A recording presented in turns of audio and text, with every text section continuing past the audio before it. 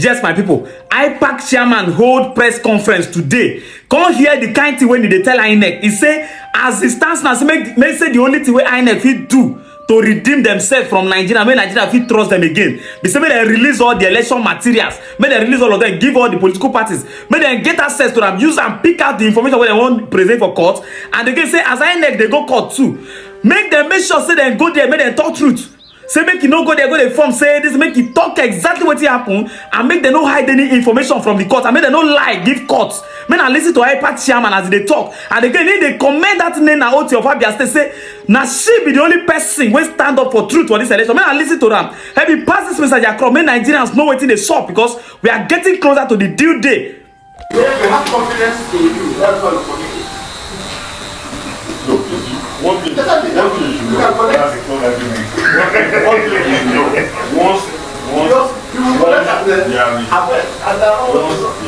Rising from the Emergency General Assembly meeting held at the National Secretariat Abuja on Friday, 31st March 2023, the following communique was arrived at. Conscious of the need for reconciliation, healing, political stability, national unity, peace, cohesion, and desire to preserve our hard-earned democracy after the contentious 2023 general election, the Inter-Party Advisory Council IPAC condemns in strong terms the call and plot to install an interim government in Nigeria. It is a civilian coup, treason, absolutely unconstitutional, undemocratic, and unacceptable. IPAC rejects any attempt to scuttle, subvert, and truncate the nation's emerging democracy by reactionary and retrogressive forces. It is in an attempt to overheat the polity, cause confusion, political upheavals, impasse, and quagmire, as was the case in the infamous annulment of the June 12, 1993 presidential election that necessitated the hasty set-off of an interim government by General Ibrahim Babangida, which was headed by Chief Ernest Shonaka in August 1993. It will recall that the court later declared illegal and was overthrown by General Sani Abacha in November same year. Council notes the statement by the Department of State Service, DSS, that it has uncovered a plot by some persons to violently disrupt the nation's peace and install an interim government. Council demands that the country's intelligence service should name the plotters, arrest, and prosecute them in accordance with the law of the land to serve as a deterrent to others who would resort to self-help to achieve their selfish political ambitions. Council has repeatedly urged all aggrieved political parties, their candidates, and supporters to eschew violence in all its ramifications and seek redress in courts for perceived infractions and irregularities in the conduct of the 2023 general election.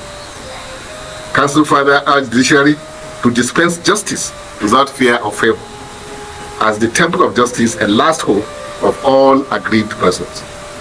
All eyes are on the judiciary to justify the confidence we will repose in it by upholding the rule of law. That is the only way to assuage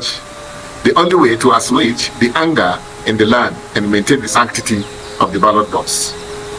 IPAC highly appreciates Professor Enena Oti, the INEC returning officer in the just concluded governorship and House of Assembly elections held on 18th March 2023 in Abia State, for her exemplary conduct and very impressive performance in the exercise. Council's commendation is predicated upon her ability to rise above pressure and deliver our statutory mandate without fear or favor, and hope that others can emulate this virtue of integrity which is lacking among some public officers in the position of trust. The Inter-Party Advisory Council, as an umbrella body of all the political parties in Nigeria, is saddled with the mandate of deepening our democracy and will continue to stand against any undemocratic forces in whatever guise, while appreciating and commending those adding values to our nascent democracy. There is no substitute for democracy. Together we will build a better democratic nation for Nigeria. we know that the punishment for treason, if confirmed, is death. So that underscores the seriousness of anybody thinking about anything outside the democratic arrangement that we have as enshrined in our constitution is unacceptable to us, because it's, like I said, unconstitutional. So our stand is that we do not support or in any way, accept such, moves. Number two, as to DSS, like we have said, time was that number. We want them to go a step further and deliver according to their mandate, which is to ensure that nothing upsets the peace and stability of the country. And if there's anything that attempts to interfere with the peaceful coexistence of Nigerians, they should, if they like, name the person and possibly arrest if they have confirmed that their suspicion is true. So what are we saying? DSS should go beyond just making the pronouncement. They should also go further by taking action, which may include taking the person into custody.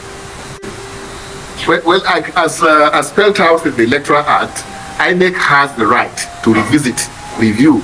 They had that right within 6 days. They can do that. 7 days rather, of the elections. They could review what has happened, and even after that, when, the cases are now before the courts, what we expect INEC to do is to be honest, to come out, and then state the facts as they are, and allow parties to have access to the materials that they need to prove their case at the tribunal. That's all that INEC has to do now, is to cooperate and ensure that they do not withhold any information or give any wrong information to the courts.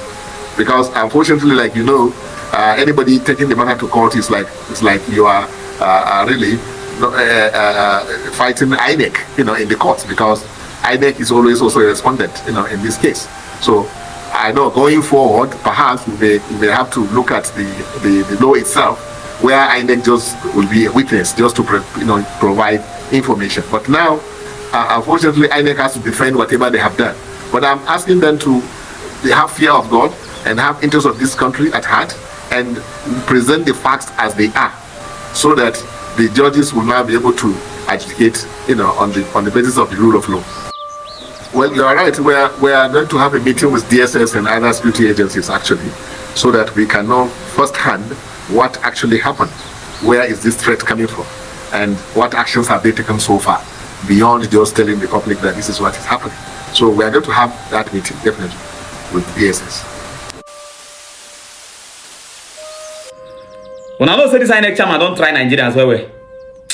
He don't try Nigerians big time. I know they tell you like now, may we analyze this thing very well.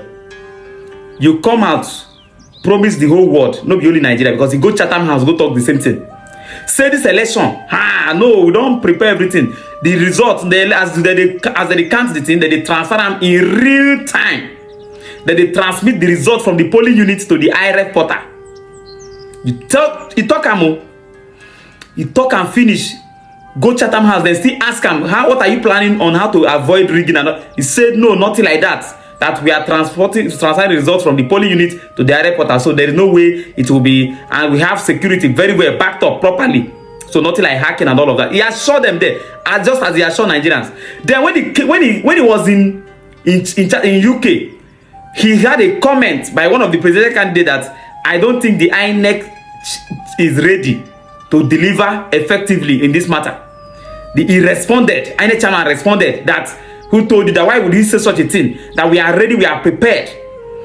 Some news agencies carried in some information that INEC might not be able to deliver based on what they are saying. This man still came out and said that they should stop saying that we are prepared. This is what we have said we are going to do, and nobody should have any reason to doubt it. This is exactly how we are going to do it. The Nigerian people trusted this man. We trusted the process. People abroad came down to Nigeria. Young people, they closed down schools. People went back home to be able to participate in this process. We all trusted everything. The Nigerian youth invested everything. We invested everything. We invested everything we had. Everything. Then, on the day of the election, not even one result, not even one, was transmitted from the polling unit. Not one. Then, had it been that they transmitted in Lagos, they didn't transmit in Rivers, then let's say network in Lagos was good and network in Rivers was not good. Not even one polling unit was transmitted from the polling unit. As I'm talking to you, about last week, I heard they are still uploading. They are still uploading the same result that was supposed to transmit on the day of the... So where, if INEC had promised to take results that they are going to call from the IRF portal to declare the winner, where did INEC get the result they used to declare the winner? The same old method that we have been using is what they finally used to declare winner in the election. And today, the person who did this thing, as I'm talking to you, is in his house, eating tuwo, enjoying it with Masaria, which they call him. They enjoy his food normal, like normal Nigerian person. He dey enjoy himself. After he has wasted over $1 billion of Nigerian taxpayers' money. Over $1 billion of Nigerian taxpayers' money. Money that we obviously borrowed, that we don't know how we are going to pay back. That guy is in his house, eating and enjoying himself. And Nigerians are here yearning. We are here yearning. People are everywhere, scattered in the country, protesting everywhere across the country. All because one man disappointed everybody. I won't say much, but if it was to be in a civilized country, the INEC chairman won't be enjoying the kind of freedom he's enjoying right now. I'm very, very sure of that. You don't just disappoint people, fail woefully like the INEC chairman has done, and you think you can just have your freedom. No, you pikin will say mama no go sleep into no fit sleep. You can't keep the entire country awake and you go and sleep. It won't happen. Nigeria need to sit up, and the Nigerian judiciary, all eyes are on you. Nigerian judiciary, all eyes is on you.